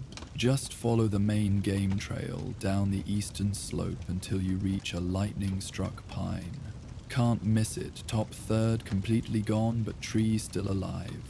Take the smaller trail that branches right there, leads directly to her clearing after about half a mile. Thomas thanked him for the information, and the two men descended from the ridge's highest point together, conversing easily about the surrounding territory, recent weather patterns, and the gradual changes that had come to the region over recent decades. Harlan possessed the deep, specific knowledge of local conditions that came only through extended residence and careful observation, sharing it without the boastfulness Thomas had often encountered in self-proclaimed old-timers eager to impress travelers with their frontier credentials. When they reached the small plateau where Thomas had established his camp, Harlan declined an offer of coffee with evident reluctance. Need to complete my patrol circuit before evening, he explained. Still have the western section to cover today. Perhaps another time if you're still here when I make my rounds tomorrow. I'd like that, Thomas replied, somewhat surprised to realize he genuinely meant it. Conversations with strangers rarely progressed beyond superficial exchanges in his experience, but something about the ranger's straightforward manner and evident respect for the wilderness had established an unusual rapport between them. As Harlan prepared to depart, he paused, studying Thomas with an expression that combined curiosity with something like approval. You mentioned you're just passing through, he observed. If you don't mind my asking, where exactly are you headed? The question gave Thomas pause, not because it was intrusive, but because he realized he had no specific answer. For years, he had moved from place to place without particular destination, always seeking something he couldn't quite articulate, even to himself. Some elusive combination of peace and belonging that frontier settlements and wilderness camps alike had failed to provide. Not entirely sure, he admitted finally. Been on the move a long time. Heading generally west, I suppose, but no specific destination in mind. Harlan nodded as if this response confirmed something he had already intuited. Well, Bluebird Ridge has a way of clarifying such matters for folks who listen properly, he observed cryptically. The whispers don't offer direct answers in my experience, but they create space for the right questions to emerge. With that somewhat enigmatic statement, he touched the brim of his hat in farewell and set off along the trail that followed the ridge's northern aspect. Thomas spent the remainder of the day in solitary pursuits around his camp, checking Whisper's condition, gathering additional firewood for the coming night, repairing a small tear in his saddlebag, and preparing a more substantial meal than his usual trail fare from the provisions he had purchased in Manzanita Post. Throughout these routine activities, he found his thoughts repeatedly returning to the ranger's comments about the whispers and their apparent selectivity regarding who could hear them. Had there been other remarkable natural phenomena throughout his years of wandering that he had missed entirely due to whatever quality of perception the whispers required? The thought was simultaneously disturbing and intriguing, suggesting both potential losses and new possibilities in how he might experience the wilderness that had been his primary home for so long.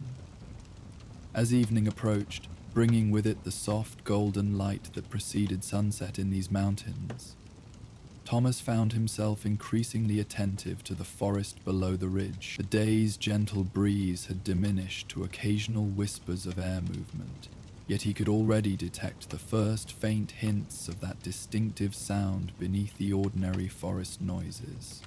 The subtle suggestion of measured communication that existed at the very threshold of audibility. Rather than remaining in camp as darkness gathered, Thomas decided to move closer to the forest's edge. Taking only his pipe and a small tin of tobacco, he followed a narrow trail that descended slightly from the plateau toward a rocky outcropping that offered both comfortable seating and clear views of the pine forest as it began its gentle climb up the ridge's lower slopes.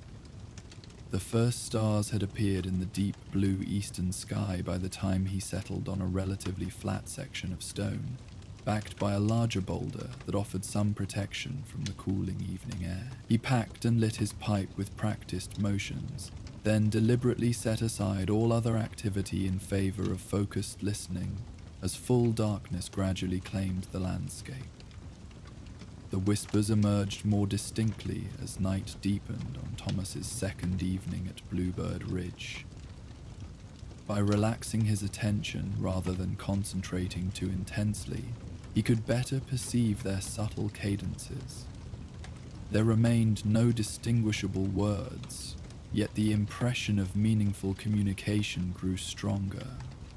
Patterns of sound that rose and fell with purposeful emphasis, occasional pauses suggesting transitions between expressions, variations in tone that conveyed emotional qualities, ranging from contemplative reflection to gentle humor.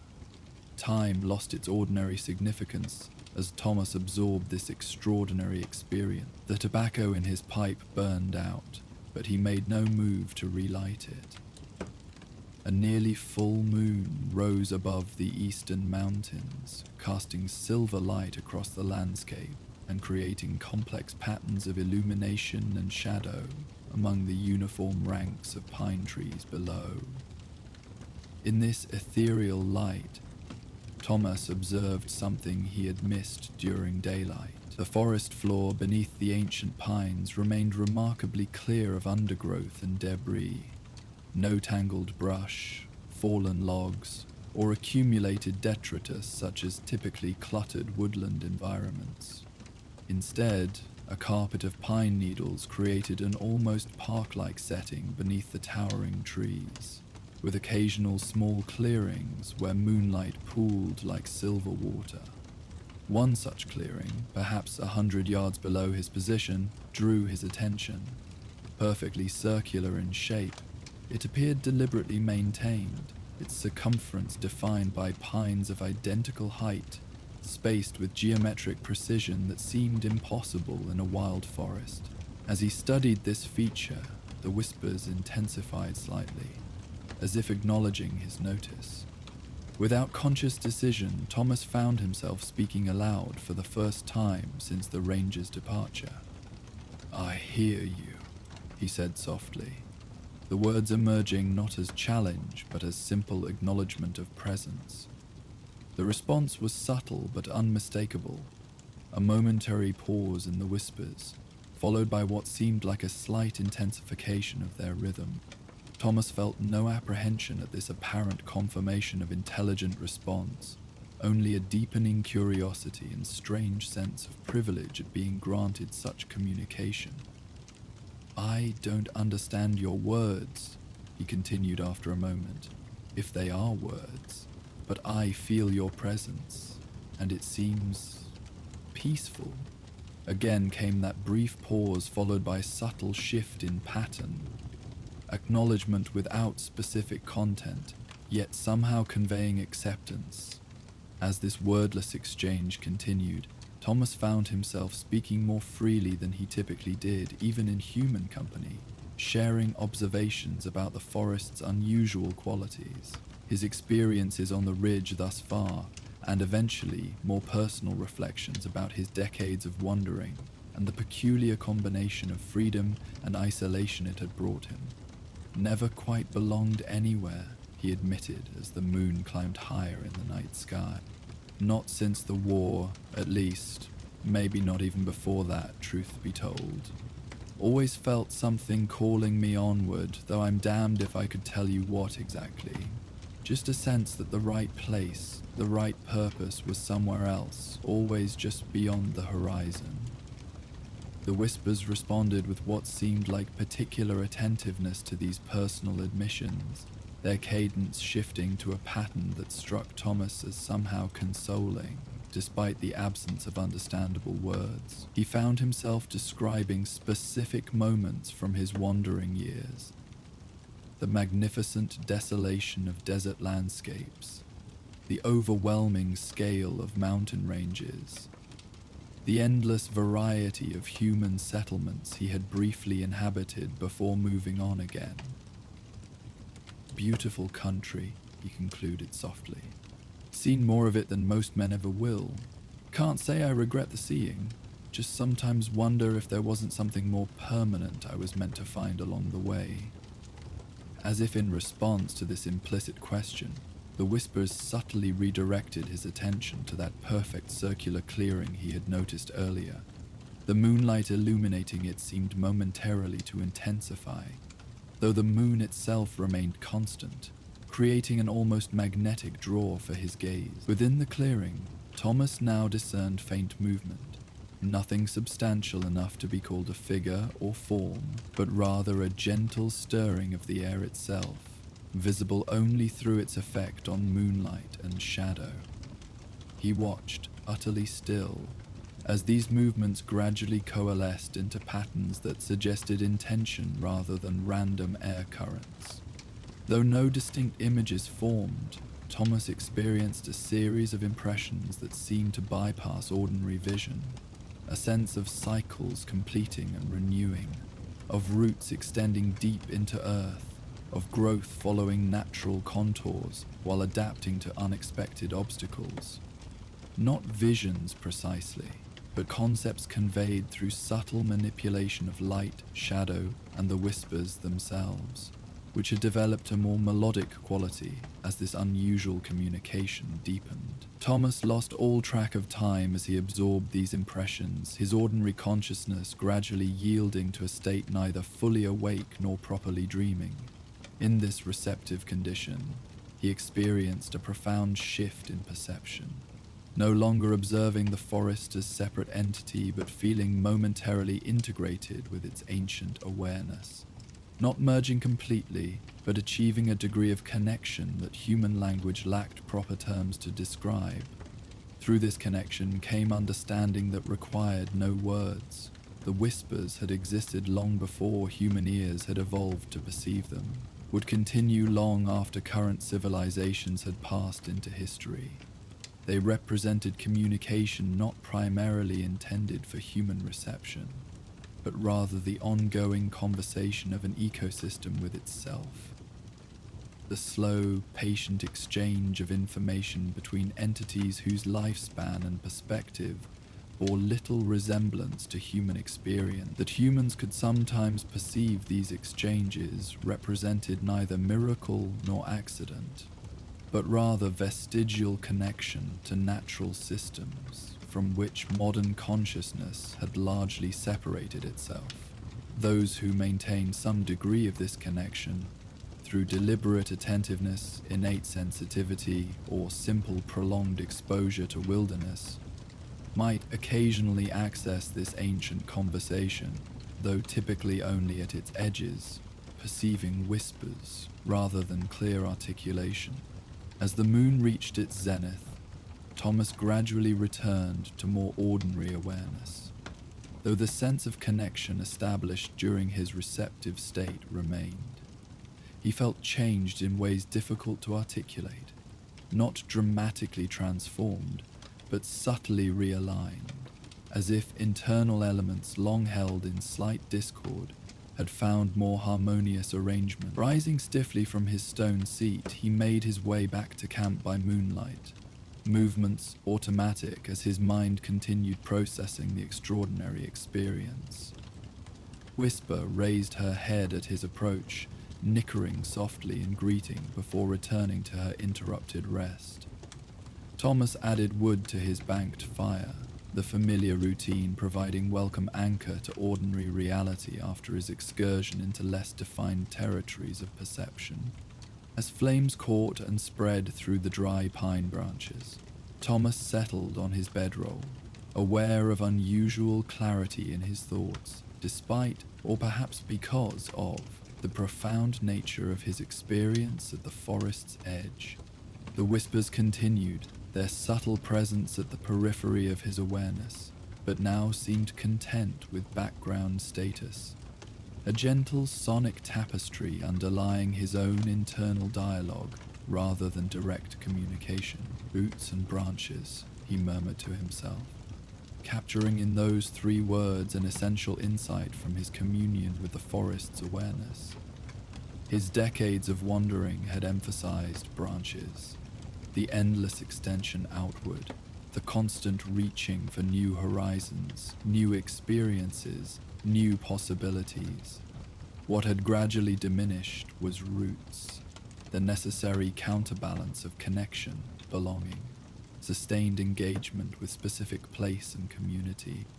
This imbalance, Thomas now recognized, had created the peculiar combination of freedom and emptiness that characterized his wandering years. Movement without meaningful destination, experience without transformative integration, observation without true participation.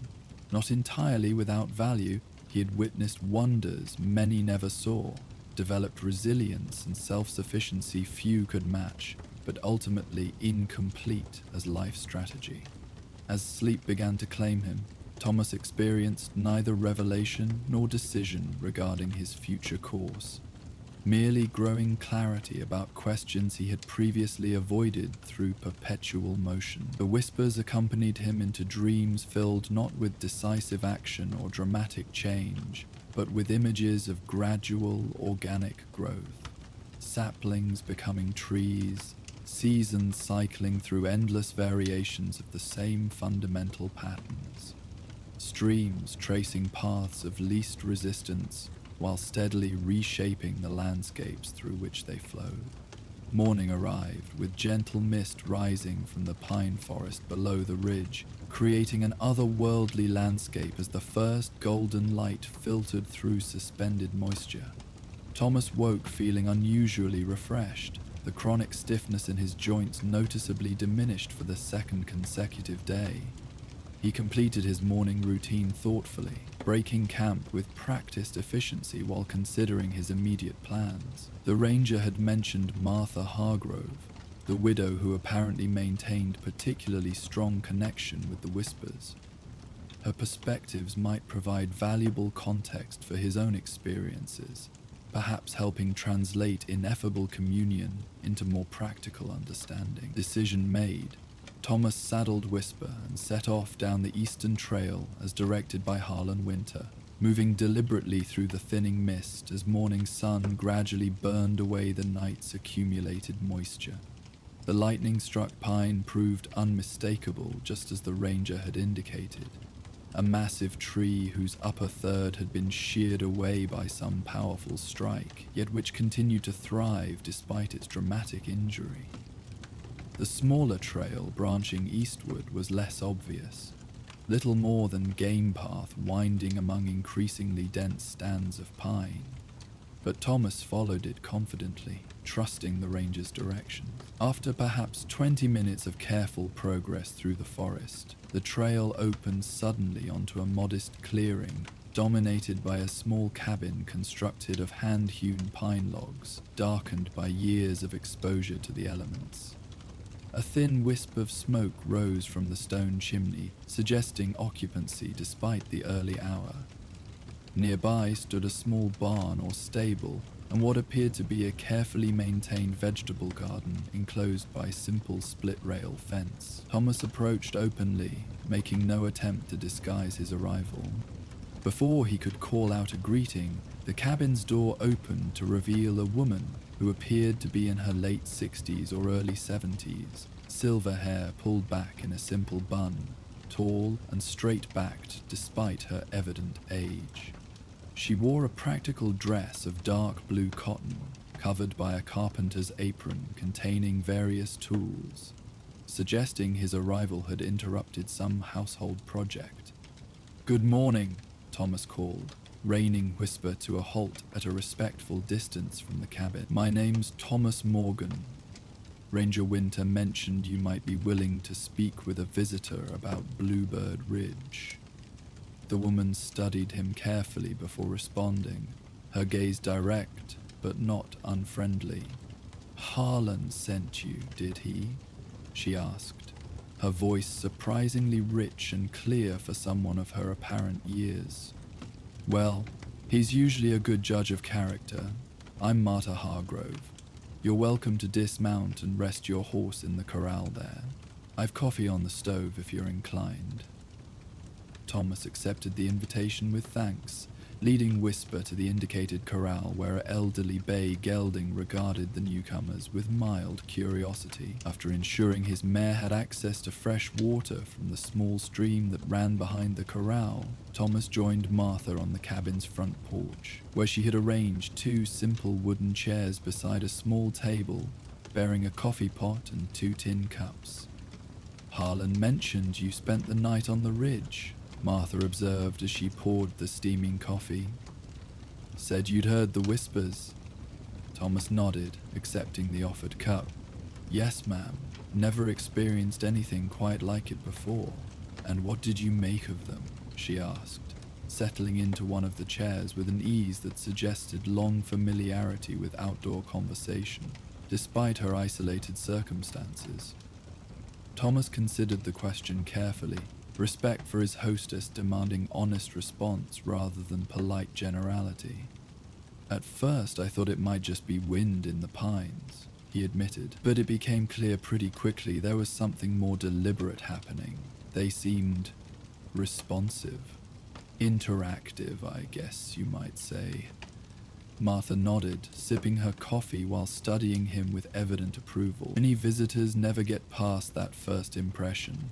Just unusual wind patterns, their minds tell them, because that explanation fits their understanding of how the world works. Fewer still recognize the interactive quality you mention. "You must be an unusually attentive listener, Mr. Morgan." "Thomas, please," he corrected gently, "and I've spent most of my life in wilderness settings. Develops a certain awareness, I suppose." "Indeed it does," Martin agreed, "though not in everyone. I've met plenty of men who've spent decades in these mountains and never heard more than the wind, never felt more than the weather. It takes a particular quality of attention, and perhaps a certain willingness to acknowledge mysteries beyond conventional understanding." This assessment aligned with Thomas's own reflections following his experiences on the ridge. "The ranger mentioned you've developed a special connection with the whispers," he prompted. "Spend time listening to them regularly." Martha smiled, the expression transforming her weathered features with unexpected warmth. "They've been my primary companions since Henry passed," she acknowledged. "Not that I lack for human connection when I want it. My daughter and her family live just a half-day's ride from here, and Harlan stops by every week or 2, but the whispers offer a different kind of communion than human conversation." "How so?" Thomas asked, genuinely curious about this woman's perspective on phenomena he was still struggling to properly contextualize. "Human talk circles around itself, don't you find? Martha replied, her tone contemplative rather than critical. We humans love our words, craft them into stories and arguments and declarations, talk and talk, but often say very little of substance when you consider it properly. She gestured toward the surrounding forest with her free hand. The whispers don't waste energy on empty communication.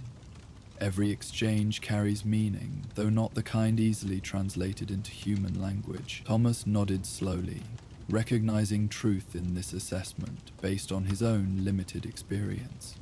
I felt connected listening to them, he admitted, like I was hearing something important, even if I couldn't quite grasp the specific content. Exactly so, Martha confirmed, evident pleasure in her expression at finding someone who shared her perceptions. The whispers speak to something deeper than our thinking minds, something older and more fundamental that modern life has trained most folks to ignore. They remind us we're part of something larger than our individual concerns, connected to cycles and systems that existed long before us and will continue long after we're gone. This perspective resonated strongly with impressions Thomas had formed during his communion with the forest the previous evening. Do you understand what they're actually saying? He asked. The specific content, I mean. Martha considered this question carefully before responding. Not in the way I understand human speech, she acknowledged. It's more like recognizing patterns and relationships without requiring specific translation.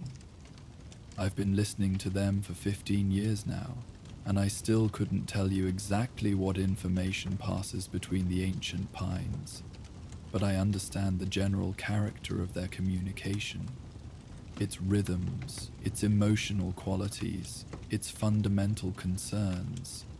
She paused, gazing thoughtfully toward the forest visible beyond her clearing. The mine exist in different relationship to time than we do, she continued after a moment. What seems urgent to human perception rarely registers as significant in their awareness. They're concerned with gradual shifts, changes in soil composition, alterations to water flow patterns, subtle variations in seasonal cycles. Sometimes I think they don't even recognize individual humans as distinct entities. We move too quickly, change too rapidly to register clearly against their more enduring patterns. Thomas found this perspective simultaneously humbling and strangely liberating, a reminder of human transience that somehow diminished anxiety rather than increasing it. Yet they respond to us sometimes, he noted. At least they seemed to acknowledge my presence last night. Yes, they do show awareness of certain human observers, Martha agreed. Particularly those who approach with respect and genuine receptivity rather than demand or fear. I believe they recognize something in such visitors, a quality of attention that resembles their own patient awareness, perhaps, or willingness to engage without imposing human patterns on non-human communication. As their conversation continued through a second cup of coffee, Thomas found himself increasingly drawn to Martha's perspectives on the whispers and their significance. Unlike many frontier mystics he had encountered over the years, self-proclaimed prophets and visionaries whose claims typically involved personal specialness or apocalyptic warnings, Martha offered observations grounded in direct experience, presented without insistence on particular interpretation or demand for belief. They've been good companions through difficult times, she noted when Thomas inquired about her choice to live in such isolation after her husband's death. When Henry passed, everyone expected me to move in with Ellen and her husband down in the valley. Would have been the sensible choice, I suppose. But up here, listening to the whispers, I found perspective that human consolation couldn't provide. What sort of perspective? Thomas asked. Martha gestured toward an ancient pine visible at the edge of her clearing. a massive tree that clearly predated European settlement of the region by centuries. As pine was here when I arrived will remain long after I'm gone, has witnessed countless cycles of growth and decay, yet continues its patient existence without apparent distress at the inevitable transitions life presents. The whispers carry that same quality. Acknowledgement of change within larger continuity, acceptance of natural processes without the desperate resistance humans often display. She smiled slightly, her expression combining serenity with gentle humor. Sounds simple when I say it aloud, doesn't it? Almost trite, but experiencing that perspective directly, absorbing it through patient listening rather than intellectual understanding, that offered healing human words couldn't provide. Thomas nodded, recognizing profound wisdom in Martha's straightforward account. Nothing trite about finding genuine comfort, he observed, especially the kind that comes through direct experience rather than borrowed platitudes. Their conversation continued throughout the morning, ranging across topics related to the ridge, the forest, and their respective experiences with the whispers. Martha shared stories of particularly memorable communications, subtle shifts in pattern that had preceded significant weather events, unusual harmonics that emerged during full moons or solstices, variations that seemed to reflect response to human activities impacting the broader region. As midday approached, she prepared a simple but substantial meal which they shared at the small table inside her cabin, a space that reflected its owner's practical nature and appreciation for natural beauty. Handcrafted furniture of polished pine demonstrated considerable skill with woodworking tools, while carefully arranged collections of unusual pine cones, interesting stones, and pressed wild flowers suggested attentive engagement with the surrounding environment. "You mentioned being on the move for many years," Martha observed as they finished their meal. "Any particular destination in mind for your continued travels?" Thomas considered the question thoughtfully, aware that his perspective had shifted subtly during his time on Bluebird Ridge. "Been heading generally westward for some time," he replied, "though I'm finding myself less certain about the need for continuous movement than I once was." Martha nodded, as if this response confirmed something she had already intuited. "The whispers tend to have that effect on perpetual wanderers," she observed. "Not that they demand settlement, exactly. More that they invite consideration of balance, the necessary complementarity of movement and stillness, exploration and engagement, breadth of experience and depth of connection." This insight struck Thomas with particular force, articulating precisely the realization that had begun forming during his communion with the forest.